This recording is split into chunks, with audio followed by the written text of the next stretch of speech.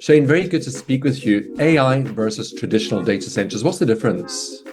I think the traditional data centers are effectively not fit for purpose when it comes to dealing with AI and the requirements and demands of an AI data center. Like a legacy data center is essentially a giant library, quiet, steady, organized.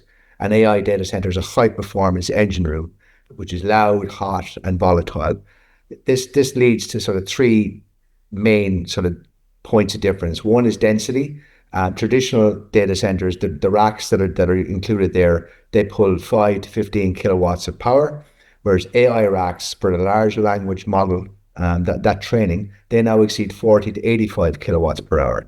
And like for reference, NVIDIA's next chip, which is called Vera Rubin, their computing platform, is anticipated to push rack level power consumption towards 140 kilowatts or higher, make it liquid cooling an absolute requirement. And that brings me to the next point, which is the whole cooling wall.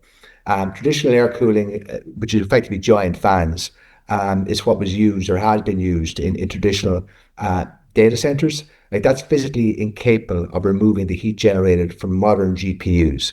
This has forced shifts towards liquid cooling, which is cold plates or actually immersion of the full rack into liquid systems. This requires entirely new plumbing, structural reinforcements that old buildings simply don't have. And then the third point of difference is the traffic patterns. Traditional data centers, they handle north-south traffic, which is effectively users to server and back, whereas AI data centers handle east-west traffic. That's thousands of GPUs talking to each other simultaneously. This requires specialized low-latency networking that legacy centers weren't wired for.